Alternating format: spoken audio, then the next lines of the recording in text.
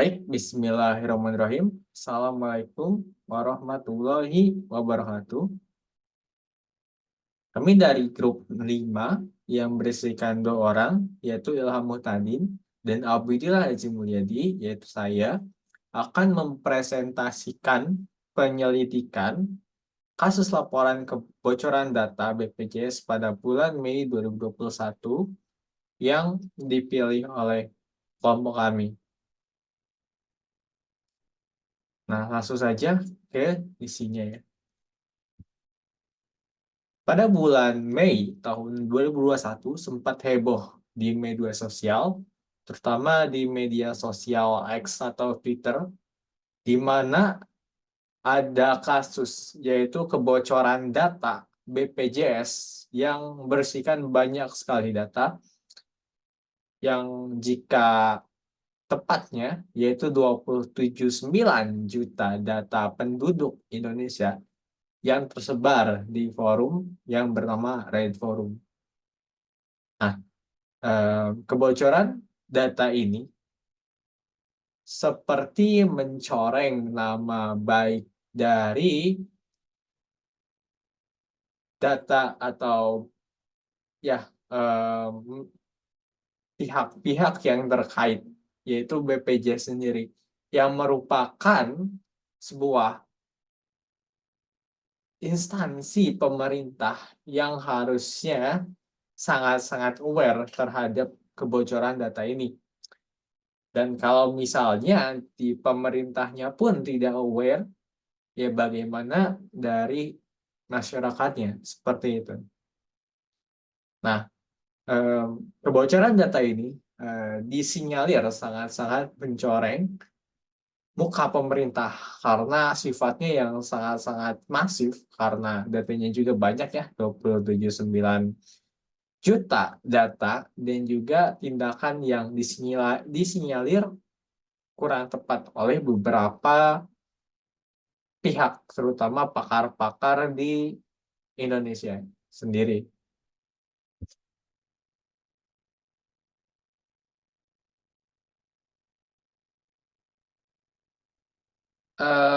Kejadiannya itu pertama-tama ada sebuah isu di mana data 27 juta penduduk Indonesia bocor dan dijual, bahkan yang sudah meninggal. Nah, kebocoran data ini bukan hal yang baru ya yang terjadi di pemerintahan kita. Bahkan kebocoran data ini eh, makin sering gitu terjadi di pemerintah kita. Entah bagaimana eh, yang terjadi sebenarnya ya, atau bagaimana bisa terjadi. Ya faktanya adalah itu sangat-sangat sering. Nah, setelah beberapa cuitan, maka Kominfo di tanggal 21 Mei atau 20 Mei ya, 20 Mei 2021, Kominfo melalui siaran pers nomor 181 mengumumkan bahwa ada update terkait dugaan kebocoran data ini. Nah, siaran pers tersebut berbunyi seperti ini. 1. Sebagai langkah antisipasi persebaran data pribadi yang lebih luas, Kominfo telah melakukan beberapa upaya sebagai berikut. Pertama adalah Reddit Forum teridentifikasi sebagai forum yang banyak menyebarkan konten yang melanggar perundangan Indonesia. Sehingga website tersebut termasuk akun bernama Codes yang menyebarkan ini sedang dilakukan proses pemblokiran. 2, tautan untuk pengunduh data pribadi, yaitu tautan dari by file atau mega dan unknown files, kesemuanya telah dilakukan pemblokiran. Hingga hari ini, Kominfo telah mengidentifikasi jumlah data yang lebih besar dan memperluas investigasi terhadap sekitar 1 juta data yang diklaim sebagai data sampel oleh penjual. Jadi si penjualnya itu dia menjual sebuah data sampel bukan menjual ya, dia memberikan data sampel 1 juta data yang merupakan preview dari data yang ingin dia jual. Seperti itu. Dari hasil investigasi secara acak terhadap sekitar 1 juta data tersebut, dapat disimpulkan bahwa Kominfo dan BSSN perlu melakukan investigasi lebih dalam terhadap data tersebut. Nah, sesuai dengan amanat PP 71 tahun 2019, Kominfo telah melakukan pemanggilan terhadap Direksi BPJS Kesehatan pada hari Jumat 21 Mei sebagai pengelola data pribadi yang diduga bocor untuk proses investigasi secara lebih mendalam. Dengan hasilnya yang tertera sebagai berikut. BPJS segera akan memastikan dan menguji ulang data pribadi yang bocor. Investigasi yang dilakukan oleh tim internal BPJS akan selalu dikoordinasi dengan pemerintah Kominfo dan BSSN. Dan terakhir, langkah-langkah pengamanan data akan dilakukan oleh BPJS untuk memitigasi resiko kebocoran data pribadi yang lebih luas. Nah, siaran pers ini bisa kita maknai sebagai sebuah bridge notifikasinya, di mana secara sah data diduga telah bocor ke publik. Dan ini adalah tindakan yang tepat ya, daripada menyangkal seperti itu. Nah, tapi kebocoran data ini seperti biasa menghasilkan beberapa pandangan dari beberapa ahli IT dan pakar-pakar ya, seperti pemerhati keamanan cyber sekaligus staff engagement and learning specialist di Engage Media, yaitu Yeri Niko Borang, mengatakan bahwa pembobolan data semacam ini menggunakan website sebagai pintu database. Jadi si pencuri bukan hanya mencuri halaman dari halaman webnya, biasanya itu hanya sebagai jalan masuk yang bisa dijadikan untuk akses menerobos database yang tersimpan di dalam server. Itu adalah kata Yeri ya, Yeri Niko Borang saat dihubungi Kompas pada tanggal 21 Mei 2021. Nah, kita juga menurutnya harus memfungsikan badan cyber yang telah dibentuk untuk melakukan review secara menyeluruh ya. Padahal ini kan data instansi pemerintah gitu ya, pemerintah. Dan seharusnya ada beberapa orang yang sangat-sangat ahli di bidang cybercrime ini yang bisa dipakai untuk mereview keamanan data ulang seperti itu. Nah, adapun kata dari pakar ini ya, pakar perlindungan data atau merupakan digital forensik ya, bernama Ruby Alamsyah. Menurutnya, dengan adanya kebocoran data ini, otomatis yang dirugikan adalah masyarakat. Nah, ini juga merupakan cambukan lah untuk pemerintah untuk ya lebih baik lagi untuk melindungi data-data masyarakatnya. Nah, menurutnya data pribadi yang 279 juta tersebut dijual senilai oleh pengguna forum berbagai database. Right Forum dengan akun coach yang menyebut data tersebut termasuk data yang sudah meninggal. Menurutnya, dari beberapa parameter yang kita analisa, kita menduga memang cukup besar. Ini data yang dikelola oleh data BPJS, tegas dari Ruby. Jadi ya, ini emang bukan yang sangat kuat ya, bahwa data tersebut emang dari data BPJS Kesehatan. Seperti itu. Nah, Kasus buntut akhirnya yaitu terjadi pada tanggal 25 Juni 2021, di mana Polri menggeledah kantor BPJS di Jakarta Pusat. Seperti itu. Penggeledahan ini dilakukan pada tanggal 28, 9, dan 10 Juni 2021. Dan Polri berhasil menyita beberapa barang bukti ya terkait pembobolan data tersebut. Seperti itu. Em,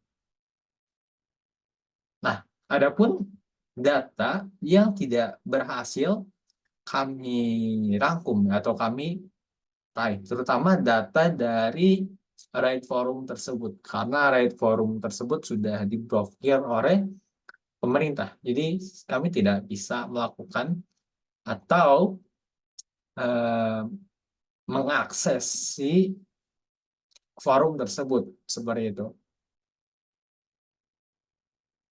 Nah, untuk analisis dari resikonya akan saya serahkan ke Ilham Muhtadin selaku rekan saya selanjutnya. Terima kasih.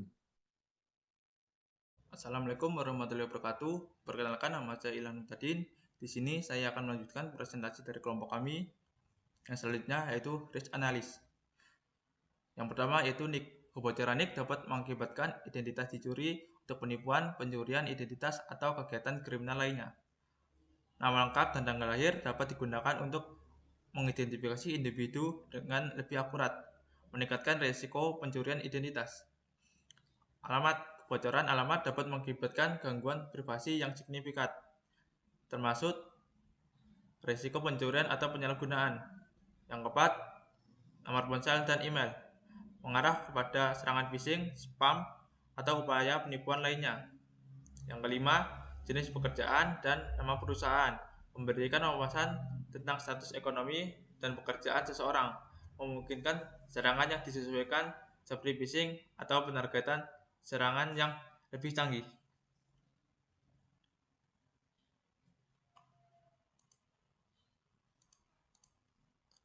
Selanjutnya, security mitigasi, enkripsi data. Pastikan bahwa semua data sensitif seperti NIK, nama lengkap, tanggal lahir, alamat, nomor ponsel, email, dan informasi lainnya dienkripsi baik saat disimpan maupun saat berpindah antara sistem.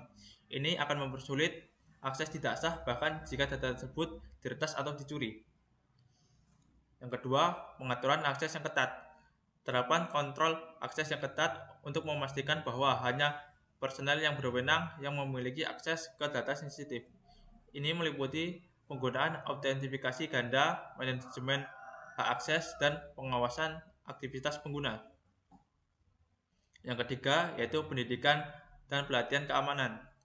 Lakukan pelatihan rutin kepada karyawan tentang praktik keamanan data yang baik, termasuk cara mengidentifikasi dan menghindari serangan phishing, serta pentingnya menjaga kerahasiaan informasi sensitif. Yang keempat, pantau anomali aktivitas. Gunakan sistem pemantauan keamanan untuk mendeteksi aktivitas yang mencurigakan atau tidak biasa, seperti upaya yang tidak sah atau percobaan penembusan sistem. Yang kelima, pembaruan perangkat lunak. Pastikan sistem dan perangkat lunak digunakan terus diperbarui dengan patch keamanan terbaru untuk mengatasi kerentanan potensial yang dapat dieksploitasi oleh penyerang. Yang keenam, audit keamanan rutin.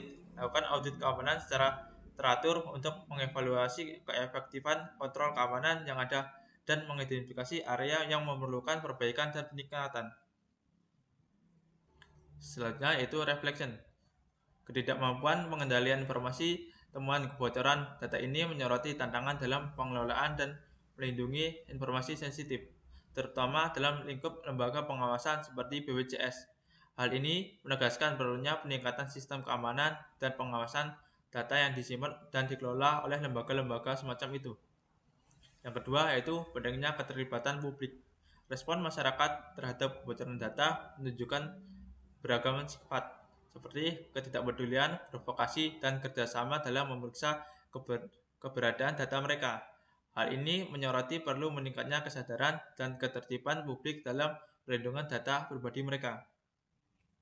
Yang ketiga yaitu kerentanan dalam era digital.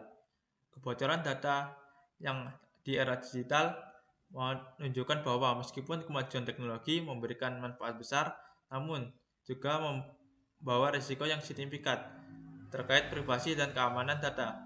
Hal ini menekankan pentingnya adopsi praktik keamanan cyber yang kuat di semua sektor. Implication pending. Kekhawatiran privasi masyarakat. Temuan kebocoran data dapat memperkuat kekhawatiran masyarakat akan privasi dan keamanan data mereka. Ini dapat mengganggu kepercayaan masyarakat terhadap lembaga-lembaga yang bertanggung jawab atas data mereka, seperti BPJS. Kewajiban regulator dan pengawas. Implikasi dari kebocoran data ini menekankan perlunya peran yang lebih proaktif dan regulator dan pengawasan untuk memastikan kepatuhan terhadap standar keamanan data yang ketat. Mereka juga perlu mengembangkan mekanisme pengawasan yang lebih efektif untuk mendeteksi dan menangani pelanggaran dengan cepat. 3. Tuntunan untuk peningkatan proteksi data. Kebocoran data menjadi panggilan bagi organisasi termasuk BPJS untuk meningkatkan langkah-langkah perlindungan data mereka. Ini termasuk investigasi dalam infrastruktur keamanan yang lebih kuat, pelatihan staf tentang praktik keamanan cyber, dan memantau terus-menerus terhadap potensi ancaman. Yang keempat, yaitu dampak jangka panjang. Implikasi jangka panjang dari kebocoran data dapat mencakup kerugian finansial, reputasi yang tercemar, dan dampak psikologi bagi individu. Oleh karena itu, penting bagi lembaga-lembaga terkait untuk mengambil tindakan yang tepat untuk meminimalkan dampak negatif dan memulihkan kepercayaan masyarakat. Selanjutnya yaitu rekomendasi. Formal action. Sebuah audit keamanan data internal harus segera dilakukan oleh BPJS untuk mengidentifikasi kelemahan dalam sistem dan proses yang mengakibatkan kebocoran data. Audit ini harus dipimpin oleh tim ahli keamanan data dan IT internal. BPJS harus mengadakan pertemuan formal dengan pihak terkait, termasuk pemimpinan perusahaan, Departemen IT, dan keamanan informasi, untuk menyampaikan hasil penyelidikan dan rencana tindakan selanjutnya.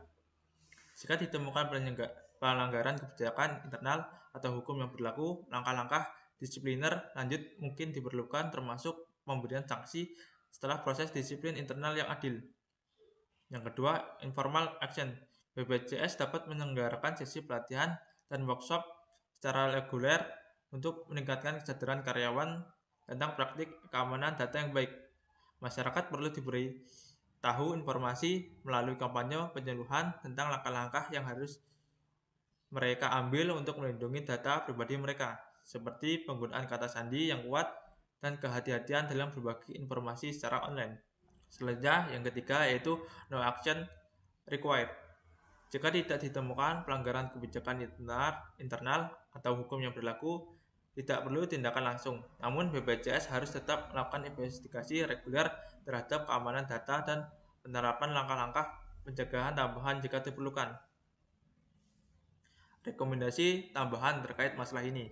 Peningkatan investigasi dalam keamanan informasi dan data infrastruktur yang lebih canggih. Yang kedua, peningkatan kerjasama dengan lembaga keamanan cyber dan pihak otoritas terkait pertukaran informasi dan pembelajaran bersama tentang ancaman keamanan data. Yang ketiga, penyusunan kebijakan dan prosedur lebih ketat terkait pengelolaan dan perlindungan data pribadi. Yang terakhir, yaitu kesimpulan. Hasil penyelidikan menunjukkan bahwa adanya kebocoran data besar-besaran dari BPJS Kesehatan yang melibatkan informasi pribadi sekitar 270 juta orang. Data tersebut diperjualbelikan di forum online dan diperkirakan berasal dari BPJS. Rekomendasi termasuk melakukan penyelidikan internal lebih lanjut oleh BPJS, meningkatkan kesadaran karyawan tentang keamanan data, serta kerjasama dengan regulator untuk memastikan kepatuhan terhadap standar keamanan data. Lalu diperlukan langkah-langkah tambahan seperti peningkatan investigasi dalam sistem keamanan informasi, kerjasama dengan lembaga keamanan cyber, dan menyusun kebijakan lebih ketat terkait perlindungan data pribadi. Dengan implementasi rekomendasi ini diharapkan dapat meminimalkan resiko kebocoran data di masa depan dengan memulihkan kepercayaan masyarakat terhadap perlindungan data pribadi mereka. Sekian presentasi dari kelompok kami. Kurang dan lebihnya mohon maaf. Saya akhiri. Wassalamualaikum warahmatullahi wabarakatuh.